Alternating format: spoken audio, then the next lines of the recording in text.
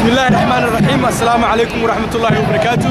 وحنا مركب أبوه الرئيس السلام يا دمان أمة الصوماليات من يواء جوجان بوحنا الله يا السلام عليكم ورحمة الله تعالى وبركاته. ما أنتوا أي تاي صدق يكوبي بشي صدحات لوضع كون يتوانكا هل كان نجوجنا ومقالة لندن كارهان كسورجيت كأقل كلوجا الرمية دل كان بريتان داون ستريت وحنا نقوم بظهرنا بيننا من السناوي وبشكل يمي مقالة لندن كارهان أقل كبرايم مينستر كجوردن براون وجدنا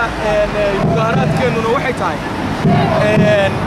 sidaan uga xunnahay cadiyadii dhibkii iyo mushaakilaadkii yaabka lahaa ee muqdisho ka dhacay ama Soomaaliya ka dhacay oo ay geysatay dawladda Itoobiya ee Mila Sanaawi uu Prime Minister ka yahay markii laga soo bilaabo 1978 ilaa iyo maanta oo ay tahay 2010 waxa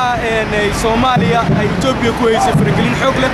iyadoo isticmaalaysa wax magarata Soomaali ah jabhado Soomaali ah oo burburiyay qarannimadii Soomaaliya isla maanta oo ay tahay 2010 waxa Itoobiya ay faragelin xoog leh ku haysaa ummadda Soomaaliyeed oo ay hub kala qaybin kooxa abuuris iyo dhibaato xoog leh ku haysaa annagoo markaa golaha dhalinyarada Soomaaliyeed waxaanu garanay awood walba oo ay ummadda Soomaaliyeed yeelato in Itoobiya iyo kuwa garabka siiya inaanay marnaba aanay ogolayn in qarannimadii Soomaaliyeed ay soo noqoto in la helo Soomaali weyn isla markaasna inaan laga fursanaynin in la helo fursad caam ah oo dhaanta fursadihii horeeto isla markaasna xallisa dhibaatada soo jiitamaysa ee muddada taagnay waxaanu marka muhiim u aragnaa annagoo ah dhalinyarada Soomaaliyeed in Itoobiya dhibka ay Muqdisho u soo rartay in loo celiyo sababa dhibkaas sida kaliya oo loogu celin karaana waxay tahay in mujtamacaadka Itoobiya la abaabulo si ay u xoreeyaan dalkooda oo ay u xoreeyaan Mila Sanaawi isla markaasna loo helo maamul suurtageliya inuu lugaha u laabo cadaawadda soo jireenka ah ee Itoobiya ay Soomaaliya u hayso halkan waxaanu ku haynaa amxaaradii waxaanu ku haynaa Tigreegii waxaanu ku haynaa Oromadii waxaanu ku haynaa mujtamacaad kala duwan oo reer Itoobiya oo ka soo horjeeda Mila Sanaawi maadaama Mila Sanaawi uu dhibaatada Muqdisho u soo raray in dhibaatadii Muqdisho u soo raray sabab loo raro in la taageero ciidamada garabka militariga ee amxaarada in la taageero garabka militariga ee Tigreega in la taageero qabaa'ilada Itoobiya oo dhan ee hubaysan ee doonaya inay lugaha u laabaan maamulka Mila Sanaawi si taas loo gaaro marka